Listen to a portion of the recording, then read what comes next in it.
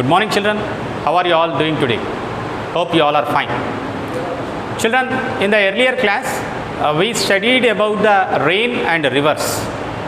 And before I begin with today's class, let me quickly recapitulate what we have seen, as it has a connectivity to our next topic.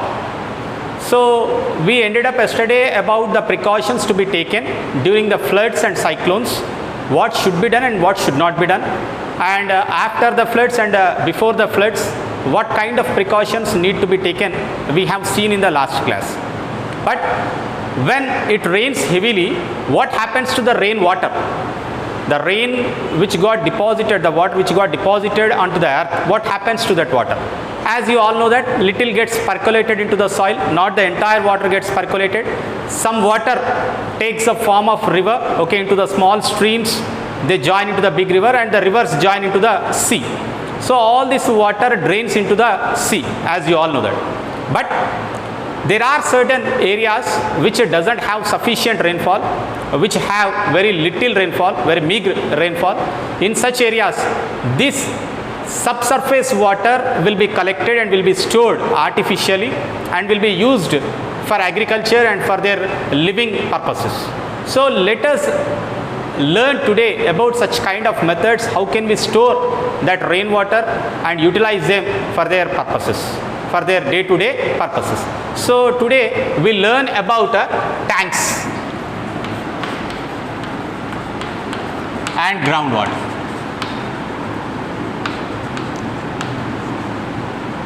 This third unit consists of two parts. One is tanks and the other one is groundwater. In the previous unit also there were two parts. One is rain, the other one is rivers. In the same way, this unit consists of tanks and groundwater.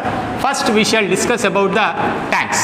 So when I talk about the tanks, children, these tanks are artificially built by the people in order to collect the rainwater, and then it can be utilized for the agricultural and for non-agricultural purposes. So who built these tanks? These tanks were originally built by the kings earlier, in the earlier times, in the ancient times, in the medieval times. Our ancestors have the knowledge of constructing these tanks. They have built it. Each village has one or two major tanks in the previous days. But now, of course, they got disappeared as the time passed and as the time lapsed, they got disappeared. But these tanks has various uses. So these tanks were generally built by the kings or by the military leaders called as Nayakas, or even by the villagers themselves have built these tanks. And these tanks were built by the labor of the villagers and by the money which was collected as donations from the villagers. These tanks were built. And in order to build this tank, they used to construct a strong mud stone wall on one side of the tank, and remaining sides are naturally, which are low-lying areas of the village. They used to search for such kind of things where mountains are high, lands are there. So they used to construct this stone mud wall, strong stone mud wall, where they can store the water. And later they used to take out the canals from these, they used to dig small canals from these tanks, through which the water was given outlet so that they can irrigate their agricultural fields. This was how the tanks were useful, not only for drinking water to the villagers, even to irrigate their lands also. Apart from these, tanks were built and their memories were stored, and many kinds of festivals were also being conducted on the protection of the tank bunds. And you have seen in the textbook, children, here in the textbook you can see here, okay, this is a tank, this is a tank, okay, this is a tank, children. Is it clear? So this is a tank, and you can see there are mountains the other side, and only a mud wall has been constructed and a small canal has been taken out, and these are the agricultural fields which are getting irrigated by these tanks. And you know, children, these tanks, once they get dried up, these flowing water brings a lot of silt, and the villagers used to collect the silt. It's nothing but desiltation. That silt used to be poured back into their fields in order to fertilize their lands. because they consist of rich nutrients which help in the improvement of the soil fertility. And in order to regulate the water, they used to appoint a person called as Neerati. Have you ever heard this name? From the mouth of KCR, you regularly hear about this word called as Neerati. Neerati means Neeru Katte Manishi.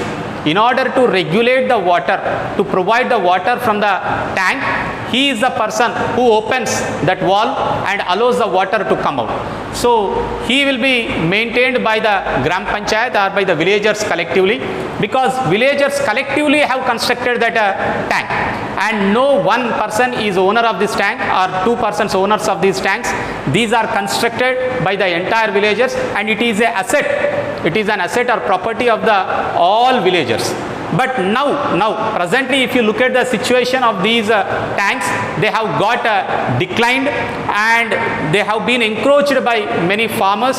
In the times of the dry period also, these tanks provide water at least for one crop. At least for one crop they used to provide water. But these days, the inlet of the water or the flowing areas of these water have been encroached by the villagers, so that the water doesn't get collected into these tanks, and slowly in the past 20-30 years they have lost their prominence. And today, these tanks were not being repaired, the tank bunds were not repaired, and as a result of that, they have lost its importance. And children, you know, these tanks not only are useful for the irrigation purpose and drinking purpose, it also protects the people from the soil erosion, so that the agricultural fields remain fertile. And this tank, if there is no tank, if you allow the runoff of the water, it carries away the top layer of the soil, which leads to the soil erosion. So that soil erosion also got stopped because of the construction of the tank. And later, if you look at, these tanks are also helpful for different communities, especially the fishing community. In our village, in the villages, you find the communities like Mudiraj community, which whom we call them as the Tenugolu, or otherwise Gangaputra, Besta community. These people do fishing in these tanks only. Do you eat fishes? Do you? Oh, good. So these fishes which are grown in this fresh water are also good, and they also help for the livelihood of these communities. And recently, the government of Telangana, that is after the formation of Telangana in 2014, the government of Telangana has launched a program for the minor irrigation called as Mission Kakatiya. Have you heard this name?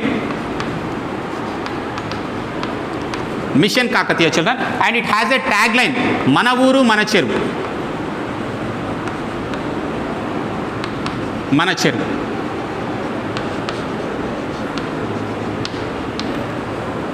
Our village, our tank. This is the tagline of Mission Kakatiya, which has been taken up by the government of Telangana in order to recreate the atmosphere on the village tanks.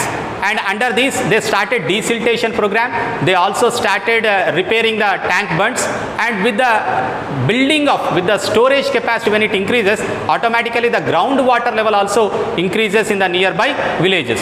So this is how Mission Kakatiya has become a successful program in improving the underground water level and providing the water to the irrigational facilities for one or two crops in a year. So further, we learn about a village which is located in Nalgonda district called as Betavolu village, and how the Irla Devi tank has made the people to depend upon it. We shall see in the next class. Thank you, children.